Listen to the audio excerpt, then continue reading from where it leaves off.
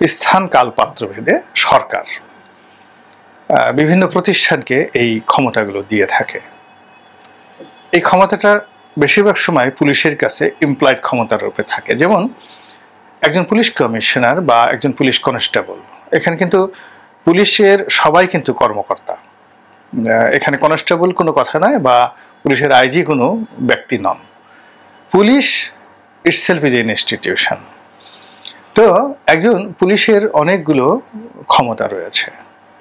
প্রথম ক্ষমতা হলো আসামি ধরার, এবং তিনি যে কোনো সময় যে কাউকে গ্রেপ্তার করতে পারেন, তল্লাশি করতে পারেন, জিজ্ঞাসা করতে পারেন, তল্লাশি করতে পারেন, জিজ্ঞাসা করতে পারেন এবং আটক করতে পারেন, এবং তদন্ত করে পরবর্তীতে তার বিরুদ্ধে চার্জশিট দাখিল করে তাকে ফৌজদারি মামলার আসামি রূপে কোর্ট কাছারিতে প্রেরণ করতে পারেন।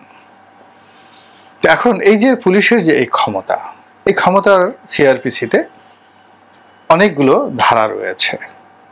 আবার কেবলমাত্র সন্দেহ হয়েছে পুলিশের মনে, এই সন্দেহের বশবর্তী হয়ে ৫৪ ধারা অনুযায়ী তিনি গ্রেপ্তার করতে পারেন।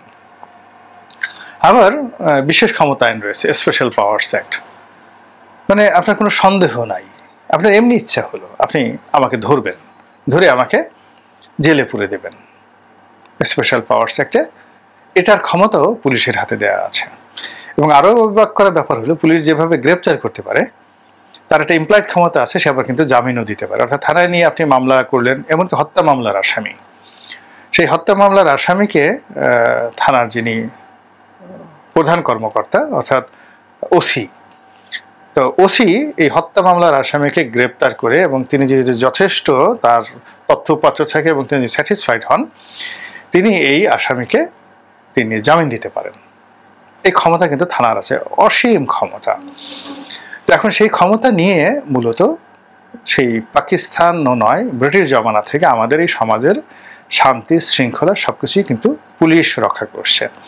আমাদের যে মিলিটারি সেনাবাহিনী, এটি মূলত বিদেশি শত্রুর সাথে যুদ্ধ করার জন্য তাদেরকে ট্রেন আপ করা হয়, তাদেরকে লালন করা হয়, পালন করা হয়, সংরক্ষণ করা হয়। তাদের ট্রেনিং সরাসরি বিদেশি যোদ্ধাদের সঙ্গে বা বিদেশি শত্রুর সঙ্গে।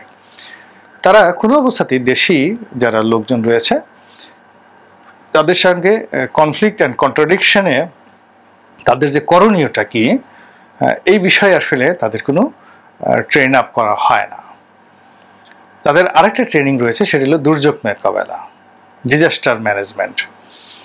হঠাৎ করে কোনো একটা বিরূপ পরিস্থিতি তৈরি হলো, সেই দুর্যোগকালীন সময়ে অ্যাক্ট করার জন্য।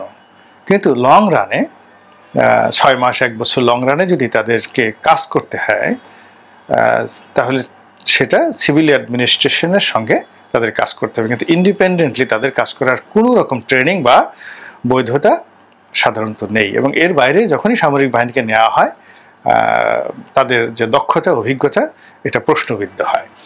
আমাদের সেনাবাহিনীরা সদস্যরা যারা জাতিসংঘ মিশনে গিয়েছেন, এরা যখনই এই প্রফেশনের বাইরে গিয়ে অধিক অর্থ উপার্জন করেছেন, তাদের সমস্যা হয়েছে। এরা বেশিরভাগই সার্ভিস থেকে রিটায়ার্ড করেছেন। আবার ডেপুটেশনে বিভিন্ন মন্ত্রণালয়ে অনেকে গিয়েছেন, পররাষ্ট্র মন্ত্রণালয়ে গিয়েছেন, বাইরে লোভনীয় পদ পদবিতে এসেছেন, এগুলো তাদের পেশার ক্ষতি করেছে। আবার বিভিন্ন সময় সামরিক আইন হয়েছে, সামরিক মার্শাল ল কোর্ট হয়েছে। তো সামরিক বাহিনীর যে সকল কর্মকর্তারা এই সকল দায়িত্বে নিয়োজিত ছিলেন, তাদের জীবনই শেষ হয়ে গেছে বলতে গেলে, বেশিরভাগ মানুষের জীবন শেষ হয়ে গেছে। আবার সামরিক বাহিনীর যে সকল কর্তাদেরকে, বিশেষ করে ডিজিএফআই থেকে শুরু করে এনএসআই, ডিজিএফআই, তারপরে খুব গুরুত্বপূর্ণ কতগুলো পদ, রাজনৈতিক সরকারের সঙ্গে যারা দালাল হিসেবে কাজ করেছে বিভিন্ন সময়, তাদের জীবন এই দেখেন এই সময়টিতে অনেক জেনারেলের জীবন একেবারে তছনছ হয়ে গেছে। সো এটা এতটা সেন্সিটিভ একটা বাহিনী, সেই সেন্সিটিভ বাহিনীকে পরিচালনা করার জন্য ঠিক ওইরকম সেন্সেশনাল মিলিটারি মাইন্ড লাগবে। আমাদের দেশে যেটা হচ্ছে, প্রতিরক্ষা মন্ত্রী সাধারণত প্রধানমন্ত্রী হন, এবং যারা এই মন্ত্রণালয়টা রেখেছেন মূলত অবিশ্বাস থেকে তারা রেখেছেন, কিন্তু ধরেন জিয়াউর রহমান সাহেব বা এরশাদ সাহেব তাদের মিলিটারি সম্পর্কে জ্ঞান ছিল, কিন্তু বঙ্গবন্ধু যদি হন বা শেখ হাসিনা বা বেগম খালেদা জিয়া যারাই হয়েছেন বেসামরিক ব্যক্তি, তারা প্রতিরক্ষা মন্ত্রণালয় পরিচালনা করার ব্যাপারে যে মিলিটারি জ্ঞান সেটা তাদের কতটুকু ছিল।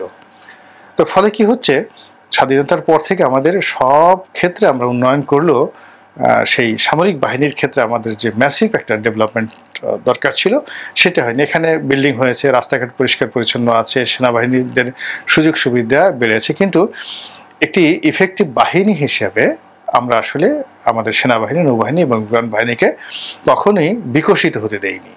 আমাদের রাজনৈতিক অভিলাষ দ্বারা আমরা এই বাহিনীগুলোকে কলঙ্কিত করেছি। তো এই যে একটি বাহিনী যেটি রাষ্ট্রের অন্যান্য অঙ্গ প্রতিষ্ঠানের মতো পলিটিসাইজড হয়েছে, তারা এই দুর্যোগ মুহূর্তে, জাতির এই দুর্যোগ মুহূর্তে হঠাৎ করে ম্যাজিস্ট্রেসি পাওয়ার তারা পেয়েছেন, এবং আসলে এই মুহূর্তে তাদেরকে ম্যাজিস্ট্রেসি পাওয়ার দেওয়া ছাড়া আমাদের কোনো উপায়ই নেই। এর কারণ হলো এখনো পর্যন্ত রাষ্ট্রের যে অর্গানগুলো আছে সেই অর্গানগুলোর মধ্যে কেবলমাত্র সেনাবাহিনীর প্রতি এখনো জনগণের কিছুটা ভক্তি আছে, শ্রদ্ধা আছে, ভয় আছে, ডর আছে। এগুলো এক। দ্বিতীয়ত, এখানে যারা তরুণ তুর্কি রয়েছে, সেকেন্ড লেফটেন্যান্ট থেকে শুরু করে লেফটেন্যান্ট কর্নেল পর্যন্ত, এরা বেশিরভাগই এখনো পর্যন্ত অরাজনৈতিক, বেশিরভাগই অরাজনৈতিক। যারা কর্নেল হয়ে গেছেন, ব্রিগেডিয়ার হয়ে গেছেন, হয়তো আওয়ামী লীগ সরকার তাদেরকে টার্গেট করে করে তাদেরকে দলে ভিড়ানোর চেষ্টা করেছেন, কিন্তু এর বাইরে তরুণ তুর্কি যারা আছেন, যারা কমান্ডে থাকবেন এই সময়টিতে মাঠে, সেটা ক্যাপ্টেন, সেকেন্ড লেফটেন্যান্ট, লেফটেন্যান্ট, তারপরে মেজর, লেফটেন্যান্ট কর্নেল, যারা জেলা পর্যায়ে থাকবেন ব্যাটালিয়ন কমান্ডার হিসেবে, তারা সবাই কিন্তু বেশিরভাগই অরাজনৈতিক এবং তাদের মধ্যে একটা প্রফেশনালিজম আছে। তো সেই প্রফেশনালিজমকে কাজে লাগানোর জন্য সংস্থাপন মন্ত্রণালয় সেনাবাহিনীকে সেই যে ম্যাজিস্ট্রেসি পাওয়ার, এখানে দুটো পাওয়ার একসঙ্গে দেওয়া হয়েছে।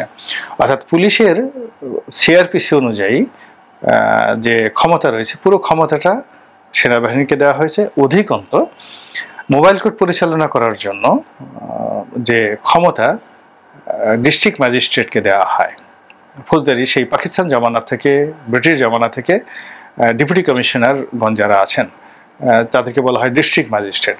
তো ডিস্ট্রিক্ট ম্যাজিস্ট্রেটের যে ম্যাজিস্ট্রেসি ক্ষমতা, মোবাইল কোর্ট পরিচালনার ক্ষমতা এবং যে কোনো রায়ট দমন করা থেকে শুরু করে যে কোনো পরিস্থিতিতে ইমিডিয়েটলি বিচার করে শাস্তি দেওয়ার যে ক্ষমতা, এই ক্ষমতাটাও দেওয়া হয়েছে সেনাবাহিনীকে। অর্থাৎ দুটো ক্ষমতা, পুলিশের ক্ষমতা এবং ডিস্ট্রিক্ট ম্যাজিস্ট্রেটের ক্ষমতা, এই দুটো ক্ষমতা একত্রে দেওয়া হয়েছে, যেটি বিস্ময়কর বিস্ময়কর এবং এই ক্ষমতা সাধারণত মার্শাল ল যখন দেশে চালু থাকে তখনই দেওয়া হয়। কিন্তু মার্শাল লর একটা সুবিধা এবং অসুবিধা আছে, যে মার্শাল লর ক্ষেত্রে প্রত্যেকটা জেলাতেই একটা মার্শাল ল কোর্ট থাকে, এবং মার্শাল ল কোর্টের যারা বিচারক থাকেন সেনাবাহিনীর মধ্যে, এদেরকে মানে লিগ্যাল ব্যাকগ্রাউন্ড থেকে তাদেরকে নেওয়া হয়, তাদেরকে অ্যাডভোকেট জাজ বা জাজ অ্যাজ অ্যাডভোকেট এরকম পদ পদবি তাদের রয়েছে। এরা সবাই সেই লিগ্যাল ব্যাকগ্রাউন্ড থেকে যান এবং সেনাবাহিনীর অভ্যন্তরে তারা কোর্ট পরিচালনা করেন।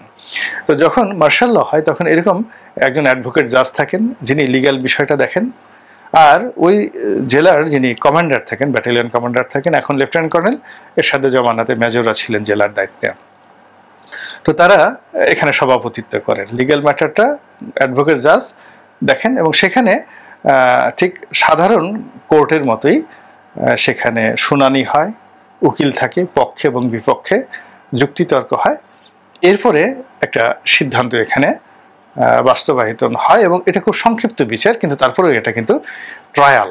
এবং এই ট্রায়ালের আরও একটা বিষয় আছে, এটা কোনো সিভিল কোর্টে এটা নিয়ে পরবর্তীতে আর মামলা করা যায় না, এমনকি হাইকোর্টও এটা নিয়ে মার্শাল লর এই বিষয়গুলো নিয়ে আর কখনো মামলা করা যায় না। ফলে ওই সময়টাতে যারা দায়িত্ব পালন করেন তারা নিরাপদ থাকেন, নিশ্চিত থাকেন, ভাবনাহীন থাকেন।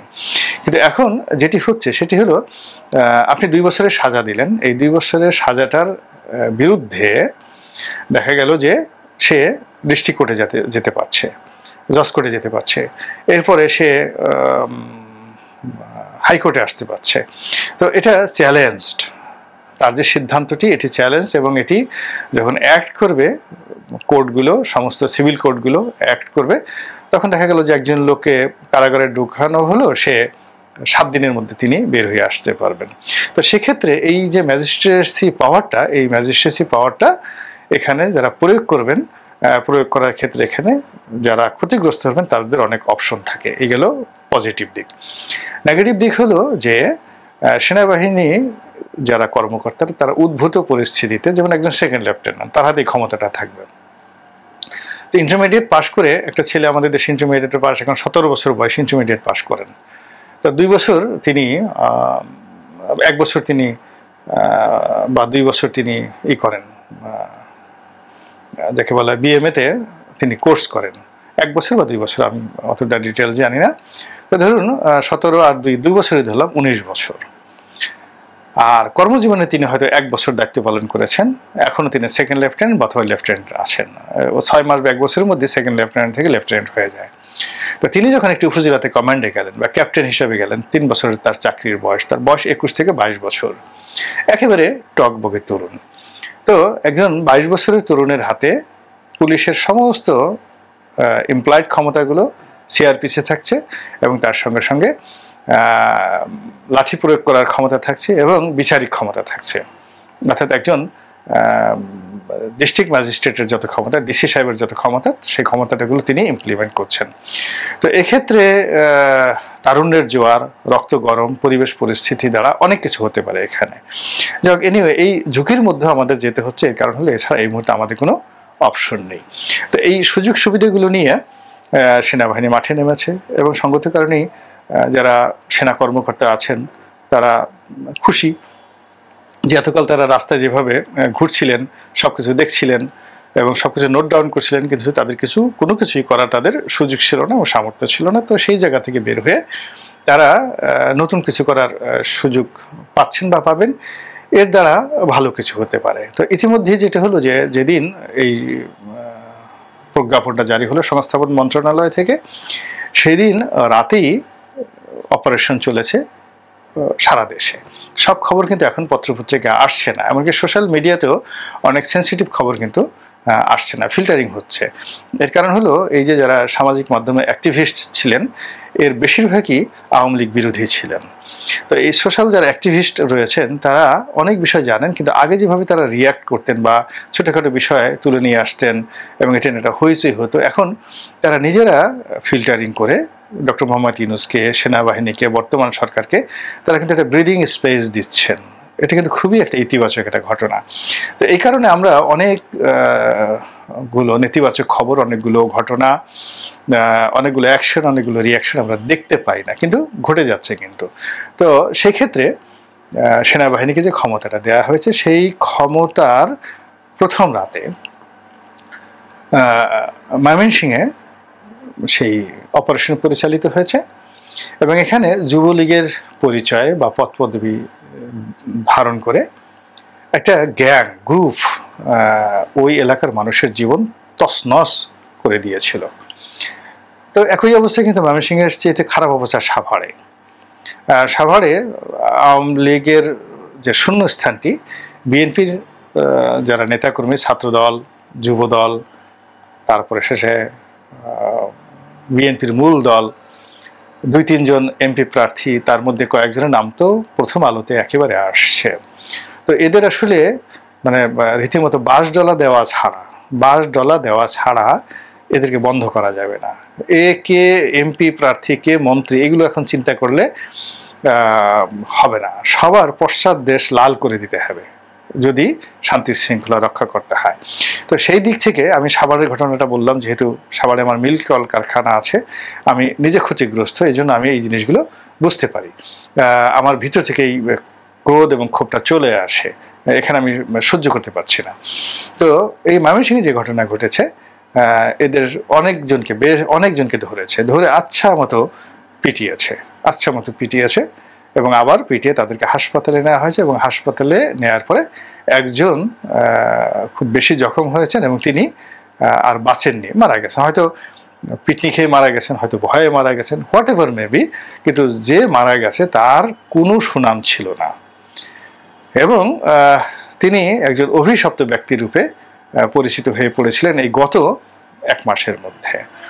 এবং তার এই যে মানে তার শাস্তি সেনাবাহিনী দিয়েছে, এই শাস্তির ফলে ময়মনসিংহে রীতিমতো মানে আনন্দের মিছিল হচ্ছে। তো অন্যান্য এই যে সেনাবাহিনীর এই যে কর্মকাণ্ড, এই কর্মকাণ্ড যদি অন্যান্য জেলাতে, অন্যান্য উপজেলাতে এইভাবে চলতে থাকে, আশা করা যায় যে খুব দ্রুতই পরিস্থিতি উন্নতির দিকে আসবে।